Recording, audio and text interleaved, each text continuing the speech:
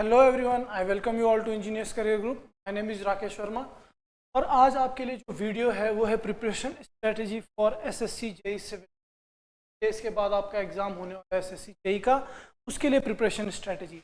अब ये किन किन बेसिस पे होने वाली है, पहले मैं तुम्हें डिटेल में हर एक चीज़ बताऊँगा कि 15 डेज़ में किस आप मैक्सिमम मार्क्स जो है ऑब्टेन कर सकते हो। तो ये स्ट्रेटजी जो मैंने बनाई है, ये बनाई है बेस्ड ऑन जो प्रीवियस ईयर के एग्ज़ाम हुए हैं लास्ट और लास्ट वाला, उसके जो मार्क्स डिस्ट्रीब्यूशन के अकॉर्डिंग। ठीक है, तो जैसे कि मैंने तुम्हें बताया है पहले भी और तुमको पता भी होगा, एसएससी के दो पार्ट हैं, टेक्निकल नॉन टेक। इसमें 100 मार्क्स का टेक्निकल रहेगा, रीजनिंग 50 मार्क्स 50 हम बाद में आएंगे। लेकिन पहले थोड़ा सा कुछ लोगों से कि सब पर सब्जेक्ट जो है तैयारी करोगे। तो यहाँ पे अगर मैं सब्जेक्ट और उसका मार्क्स डिस्ट्रीब्यूशन देखूँ तो बीएमसी 11-15 मार्क्स हो गया, 5 मार्क्स का आपका कंक्रीट टेक्नोलॉजी है। Next FM plus OCF machine, तो 7 मार्क्स का आपका एफएम है, 3 मार्क्स का ओसीएफ है, 3 मार्क्स का मशीन। सर्वेइंग जो कि एक छोटा सब्जेक्ट है लेकिन पिछले 2 साल से काफ़ी ज़्यादा आ रहा है, 13 मार्क्स का वेटेज है इसका पिछले 2 साल में। नेक्स्ट है जियोटेक। जियोटेक में भी आपके 2 पार्ट हैं, एक सॉइल मैकेनिक्स और एक फाउंडेशन। ठीक है, तो फाउंडेशन का जो वेटेज है वो बहुत ही कम है, 3 मार्क्स का, और आपका सॉइल मैकेनिक्स जो है 9 मार्क्स का है। नेक्स्ट हम देखते हैं आपका ट्रांसपोर्टेशन। ट्रांसपोर्टेशन में highway 7 marks, railway 3 marks. Environment के भी 2 पार्ट हैं, जिसमें आपका पहला है वाटर सप्लाई, सेकंड है आपका वेस्ट वाटर इंजीनियरिंग। इसमें जो आपका वाटर सप्लाई है उससे सिर्फ 1 मार्क्स का आ रखा है। तो अभी मैं आगे बताऊंगा कि किस तरीके से आपने क्या छोड़ के जाना है और क्या आप ज़्यादा फोकस कर सकते हैं। यहाँ से आपको ऐसे भी पिक्चर क्लियर हो ही रही होगी सबको भी। कॉस्ट एंड एस्टिमेशन है आपका 9 मार्क्स, ये भी छोटा सब्जेक्ट है। RCC 8 marks, strength of material 5 marks और स्टील 4 मार्क्स। अब यहाँ पे मैंने तुम्हारे लिए क्या बना रखा है, 2 कैटेगरीज बना दी, मेजर सब्जेक्ट माइनर सब्जेक्ट। ठीक है, तो बीएमसी थ्योरेटिकल है पूरा, भाई 17 मार्क्स का आ रखा है, 17 मार्क्स का आ रहा है, तो तुम्हें छोड़ के तो बिल्कुल नहीं जाना है। इसका तो क्वेश्चन प्रैक्टिस पूरा करके जाना है, रिविजन भी पूरा करके जाना है। Next surveying. सर्वेइंग भी छोटा सब्जेक्ट है, ज़्यादा बड़ा सब्जेक्ट नहीं है एसएससी के अकॉर्डिंग, तो ये भी आप जो है पूरा का पूरा रिवाइज करो, उसके पीवाईक्यू लगा के जाओ, उसको भी उस पर भी मैं अभी आऊँगा पीवाईक्यू पे। Next fluid mechanics. अब फ्लूइड मैकेनिक्स के साथ था ओसीएफ और मशीनरी, तो मैंने माइनर पार्ट में डाल दिया है। माइनर पार्ट यानी आप चाहो तो इसको छोड़ भी सकते हो। ठीक है, यहाँ पे माइनर सब्जेक्ट का मतलब यही है कि आप इनको छोड़ भी सकते हो, आप इसको छोड़ के जाओगे तो कोई दिक्कत नहीं होने वाली आपको। ठीक है, नेक्स्ट अगर मैं देखूं तो नेक्स्ट है आपका हाईवे। हाईवे में आपका पेवमेंट डिजाइन, ट्रैफिक इंजीनियरिंग, यहाँ से काफी ज्यादा आ रखा है, और जो आपका ज्योमेट्रिक डिजाइन है वहां से भी 2 मार्क्स का है, 3 मार्क्स का आपका पेवमेंट डिजाइन है। तो आप देख सकते हो हाईवे आपको करके जाना पड़ेगा, लेकिन वहीं पे रेलवे आपका पीछे 2 से 3 का था, तो आप छोड़ सब्जेक्ट है 7 यूनिट आप छोड़ के उसको जा सकते हो। नेक्स्ट आपका इन्वायरमेंट पार्ट 2 मैंने यहाँ पे लिखा है। पार्ट 2 का मतलब तुम्हें पता है कि भाई जो आपका वेस्ट वाटर इंजीनियरिंग वाला पार्ट है और सेम इन्वायरमेंट 1 जो वाटर सप्लाई वाला पार्ट है, दोनों का जो लेंथ है सब्जेक्ट का वो सेम है, और ये one of the lengthy part है। अगर मैं इसमें देखूं तो आपके बहुत सारे छोटे सब्जेक्ट, अगर सर्वेइंग को इंक्लूड कर दूं, साथ के साथ आपका हाइड्रोलॉजी को इंक्लूड कर दूं, मैंने पीछे हाइड्रोलॉजी का लिखा हुआ है, आई थिंक इरिगेशन हाइड्रोलॉजी, मैंने इरिगेशन हाइड्रोलॉजी इसमें कहीं पे ऐड नहीं कर रखा है, वो मैं अलग से ऐड कर देता हूं। तो इरिगेशन प्लस हाइड्रोलॉजी, तो इसका जो वेटेज है वो 5+2 लगभग 7 के आसपास रहने वाला है।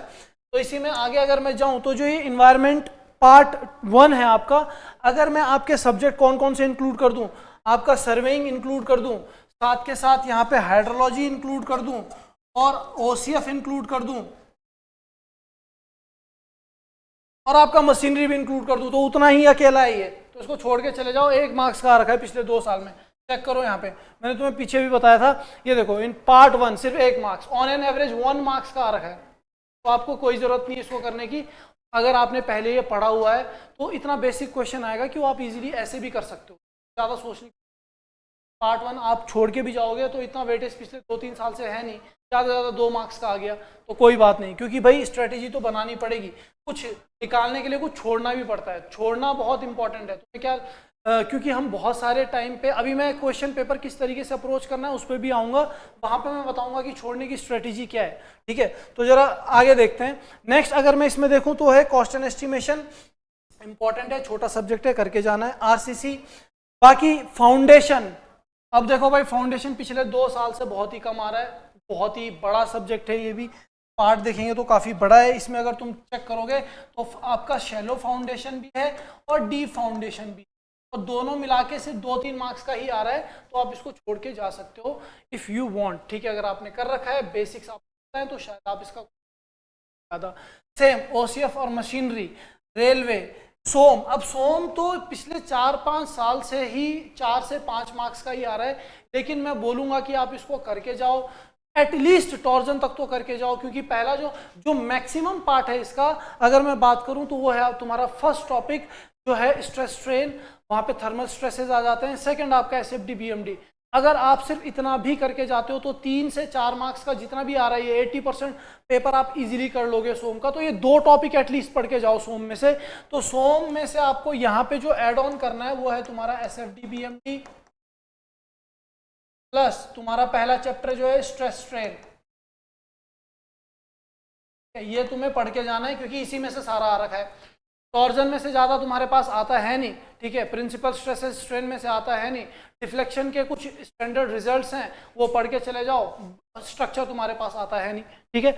तो ये वाला पार्ट हो गया। स्टील भी मैंने माइनर में रखा हुआ है, लेकिन यहाँ पे मैं तुम्हें बता दूं कि इसमें तुम्हें क्या पढ़ के जाना है। इसमें तुम्हें सारे आईएस कोडल प्रोविजन पढ़ के जाने, जितने कोडल प्रोविजन है कनेक्शन से रिलेटेड, कनेक्शन में पिच क्या होती है, आपका एज डिस्टेंस क्या है, तो कोड के अकॉर्डिंग क्या आपके क्राइटेरियाज रहते हैं, वो आपको देख के जाने, उसी में से।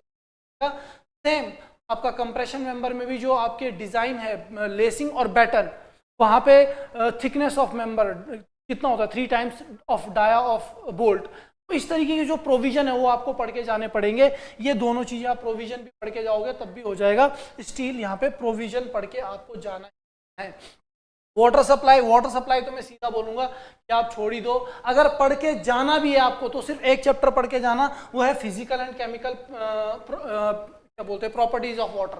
और उसके साथ दूसरा अगर तुम्हें देखना है तो आप वाटर टैंक जो सेडिमेंटेशन वाला टॉपिक है वो आप देख के जा सकते हो।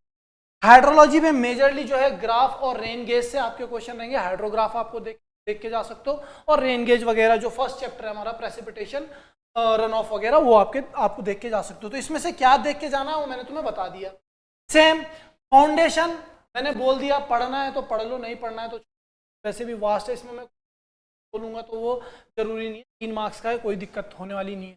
ओसीएफ में मैं बता सकता हूँ कि ओसीएफ में क्या देखना है। ओसीएफ में आप जब देखोगे तो स्पेसिफिक एनर्जी डेप्थ रिलेशनशिप वाला एक चैप्टर है तुम्हारे पास, वो देख के जाओ, और हाइड्रोलिक जंप एटलीस्ट, और यूनिफॉर्म फ्लो। और अगर उसमें भी आपको कोई दिक्कत है तो सिर्फ यूनिफॉर्म फ्लो। अगर सिर्फ एक टॉपिक में बात करूं तो यूनिफॉर्म फ्लो तो तुम्हें जाना है, ठीक है। और हाइड्रोलिक जंप छोटा ही टॉपिक है, ज़्यादा बड़ा टॉपिक है नहीं, एटलीस्ट ये देख के जाओ इस पार्ट में 3 टॉपिक, और बाकी आपका जो है हो जाएगा। रेलवे में जो तुम्हारा बेसिक टॉपिक्स होते हैं, रेल क्या है, कौन कौन सी रेल होती हैं आपकी, ठीक है, ब्रॉड गेज क्या है, नैरो गेज क्या है, उसके बाद तुम्हारा जो है स्लीपर डेंसिटी वगैरह वो आप देख के जा सकते हो। तो यहाँ पे मैंने तुम्हें बता दिया कि इन टॉपिक्स में तुम क्या पढ़ सकते हो, बाकी छोड़ दो, और ये वाले टॉपिक आपने सारे करने हैं।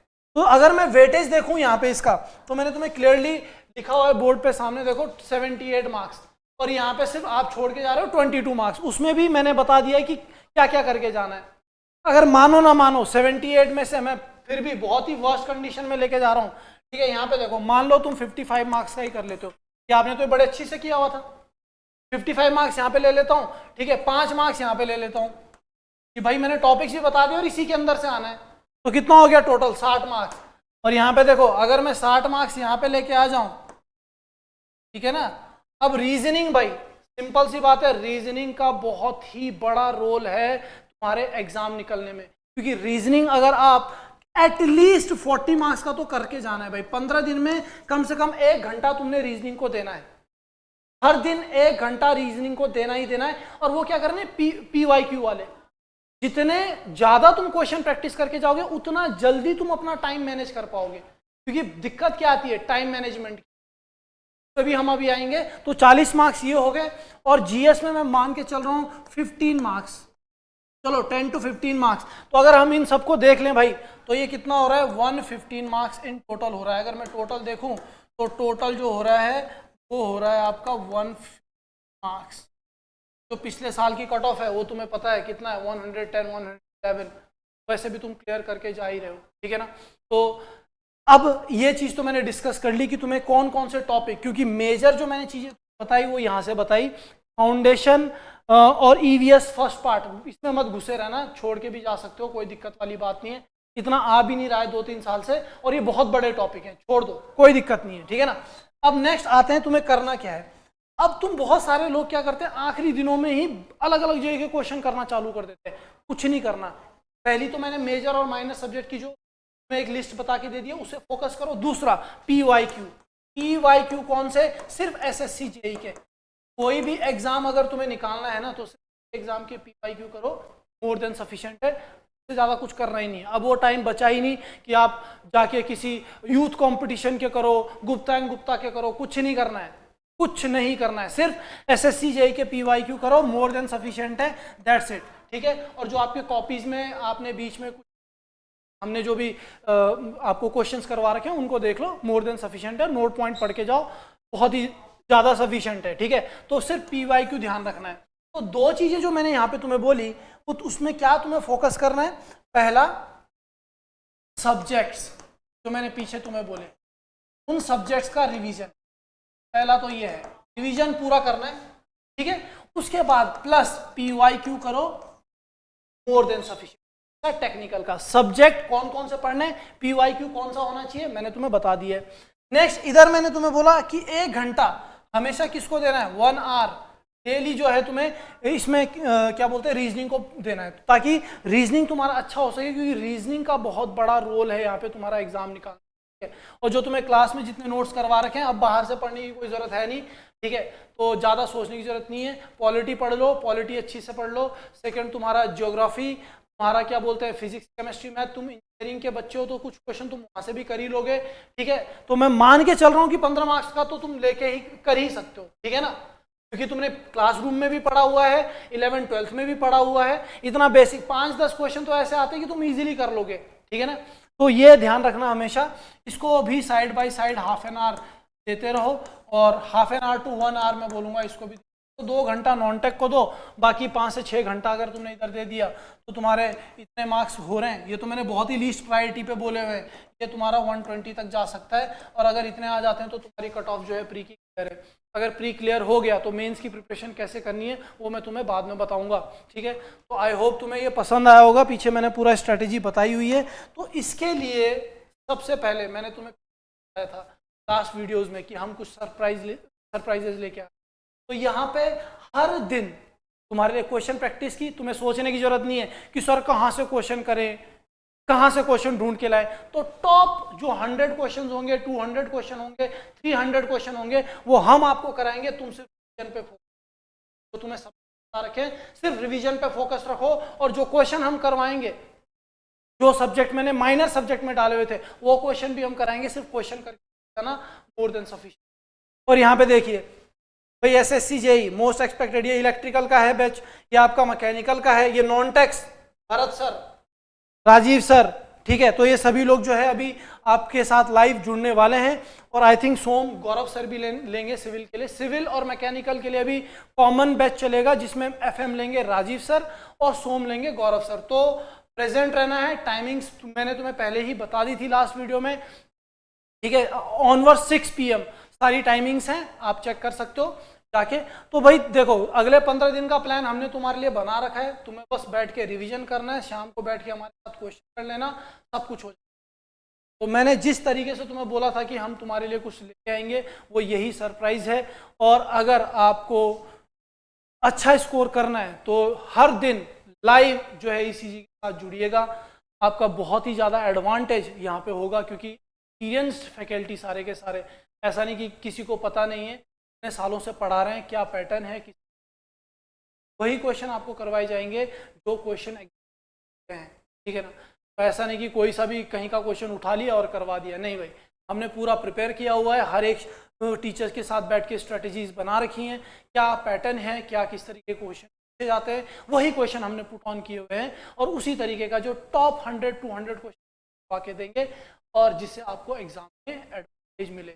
आई होप तुम सबको ये क्लियर होगा।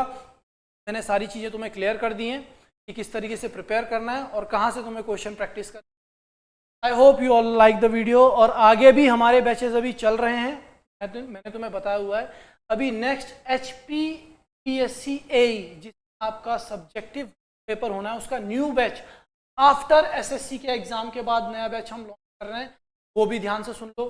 दूसरा HPSC AE जो हरियाणा वाला है, उसमें तुम्हारा क्या पैटर्न चेंज हो गया है, उसके लिए भी एक वीडियो बनाऊंगा मैं, उससे ध्यान से देखना, क्योंकि पहले वो मेंस के अकॉर्डिंग था, लेकिन अभी वो क्या हो गया है, ऑब्जेक्टिव के अकॉर्डिंग उन्होंने पैटर्न चेंज कर दिया और उसमें कुछ और वैकेंसीज भी आनी है, उसके बारे में भी हम डिस्कस करेंगे। तो many more to come, wait करिएगा नेक्स्ट वीडियो का, ठीक है। और जितना अगर आपको ये वीडियो पसंद आया, शेयर करो, सब्सक्राइब करो और ज़्यादा से ज़्यादा जो भी डाउट होगा कमेंट्स भी करना है, लाइक भी करना है और शेयर भी करना है सब लोगों, ठीक है।